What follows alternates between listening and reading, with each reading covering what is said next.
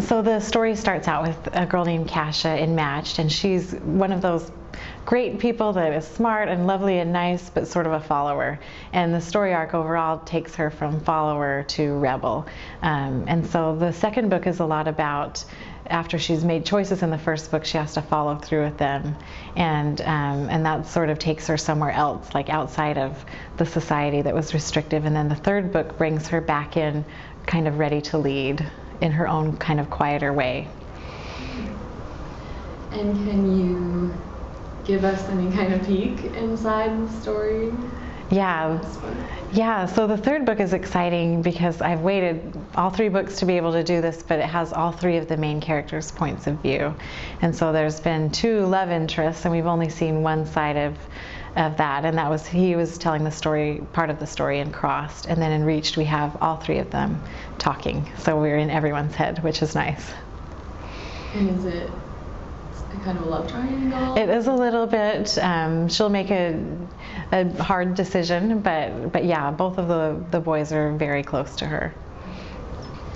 Do you feel like this will be the end of this, of the stories that you're telling within this world? Yeah, I feel like right now the arc is pretty complete, but I would never say never, and I think there's definitely, especially in the third book, some potential for perhaps other characters or other parts of the world being explored. So I would never say never. Mm-hmm. And what was the origin of this whole trilogy for you? Like, what was the kernel of the idea that just grew into this? It was actually a conversation that I was having with my husband. I started writing Matched back in fall of 2008, so it's been almost 4 years now, which is a while.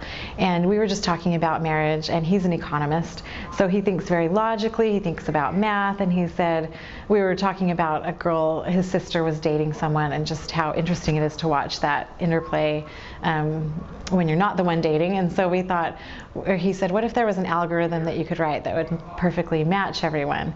And right after he said that, I knew, I think I want to write a story, and I had the idea for the opening scene.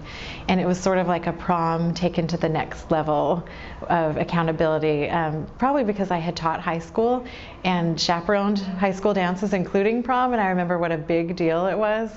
And so I thought, what if it wasn't just the biggest night of your teenage life, but the biggest night of your life, and it determined your future and who you were going to marry. And so that was where that came from. It all kind of came together in one conversation. Then there was still a lot of work to do, but and you live in Utah. I do. And there are a lot of other great YA writers there. Yeah.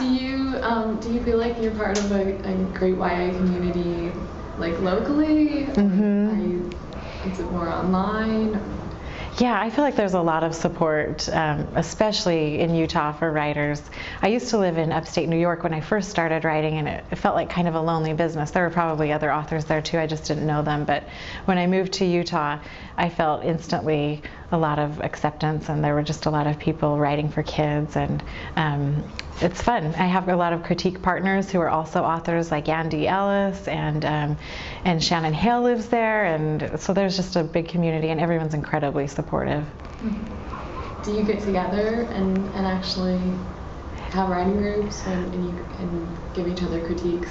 I think there are probably, the one I write with most is Andy Ellis, and then I think there's other little pockets, but kind of at large, there's so many things for kids in Utah. There's just always events going on, and the Provo Library and the King's English do a lot of things, and so paths are constantly crossing, and there's a fun email listserv that we all talk on, so it's pretty fun. Great. And what do you read while you're writing on it? I'm kind of selfish when I'm writing, actually. I don't think it's so much that I worry other things will leak in, is that I'm a mom and I'm a writer, and so when I read, when I'm drafting, I really want it to be fun and vacation. I'm tired of working, and so I'll read stuff that's fun to me, and often that's Agatha Christie or Wallace Stegner or Ann Tyler. Those are kind of my go-to authors that I like to read just at any time. So I kind of like a break from even YA, which I read a lot of for fun, but when I'm drafting I tend to read more adult novels, and I'm not sure why that is. I think it's the vacation aspect of it. Do you listen to music while you write? I don't listen to a lot of music while I write, but I do when I'm revising.